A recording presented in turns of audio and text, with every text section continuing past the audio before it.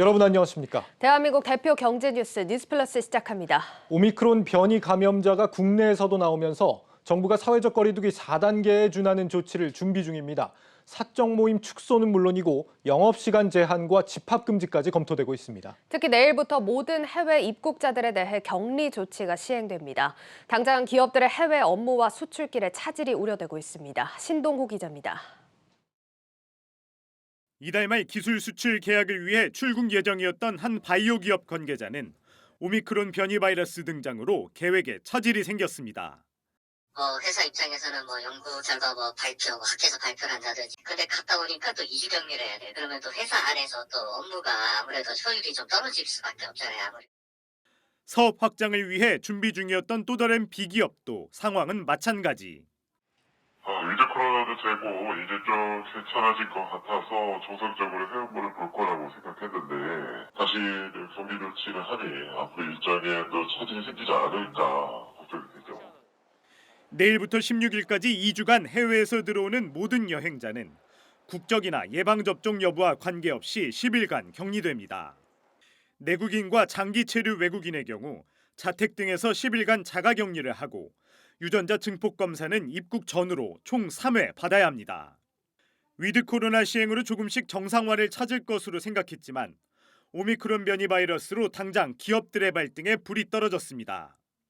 내년 신규 사업을 위한 새로운 미팅과 컨퍼런스가 대거 잡혀 있지만 의무 격리로 인해 각사 일정들의 차질이 생길 수밖에 없기 때문입니다. 현재 일부 기업들은 정부의 위드 코로나 유지 방침에 따라 일단 현상을 유지하는 것으로 가닥을 잡았지만 국외에 있는 사업장의 방역 상황을 점검하는 한편 방역 강화를 고심 중입니다. 다행히 조 바이든 미국 대통령이 오미크론 확산에도 락다운을 하지 않겠다고 발언해 산업계는 안도의 숨을 내쉬면서도 긴장의 끈을 놓지 않고 있습니다.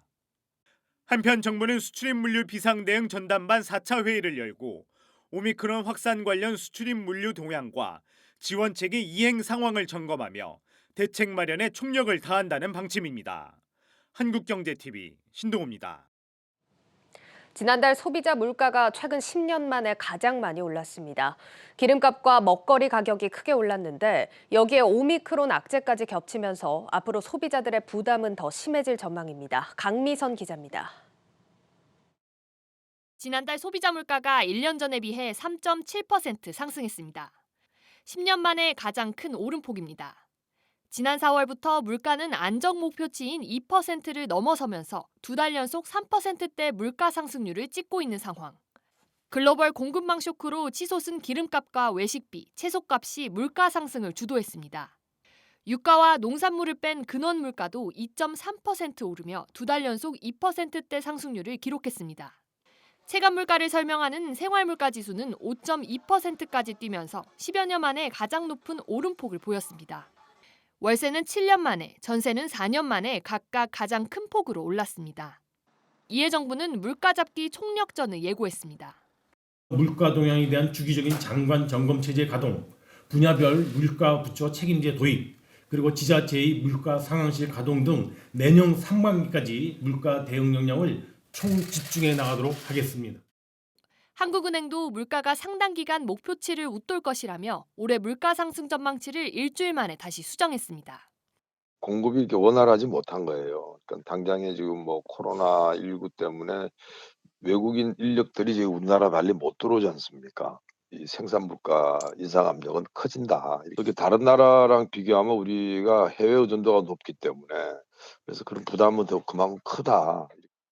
경제개발협력국 OECD마저 우려한 한국의 물가 상승률.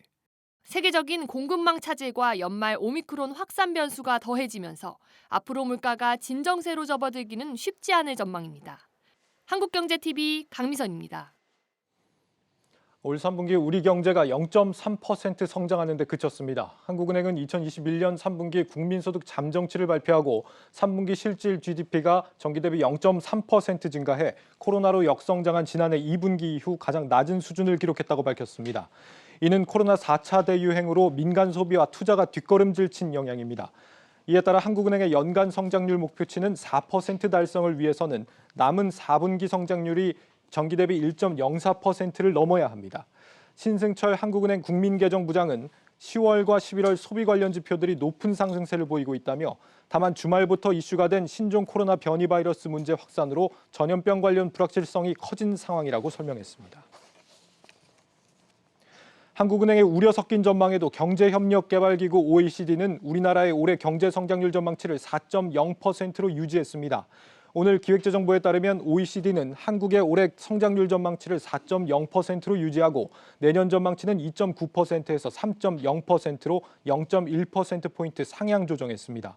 같은 기간 OECD는 미국은 6.0%에서 5.6%로, 중국은 8.5%에서 8.1%로, 일본은 2.5%에서 1.8%로 각각 낮춰 잡았습니다. OECD는 한국의 사회적 거리두기 같은 방역 조치가 점진적으로 완화하고 확장 재정 정책에 힘입어 서비스 분야를 중심으로 소비와 고용 회복세가 확대될 거라고 전망했습니다. 또 경제가 완벽히 회복될 때까지 코로나19의 피해를 받은 가계 기업의 재정 지원을 이어가라고 권고했습니다. 현재 코로나19 백신이 오미크론 변이에도 중증 예방 효과가 있을 것이라고 세계 전문가들이 전망했습니다. 수미아 수아미나탄 세계보건기구 수석과학자는 화상브리핑에서 아직 충분한 정보가 없다고 전제하면서도 우리는 백신이 다른 변이에 그랬듯이 중증을 예방할 수 있을 것으로 생각한다고 밝혔습니다. 앤서니 파우치 미국 국립알레르기 전염병 연구소 소장 역시 백악관 브리핑에서 특정한 변이를 겨냥해 제조되지 않은 백신도 면역력 향상을 통해 다른 변이에도 파급적인 보호 효과를 낸다며 이것이 오미크론에 대해 많은 데이터가 없는데도 부스터샷이 오미크론 중증을 예방하는 데 도움이 될 것이라고 믿는 이유라고 강조했습니다. 파우치 소장은 아무도 여행 금지 조치가 오미크론에 감염된 사람들이 미국에 들어오는 것을 막을 것이라고 느끼지 않는다며 앞으로 여행 제한 조치의 해제 가능성도 시사했습니다.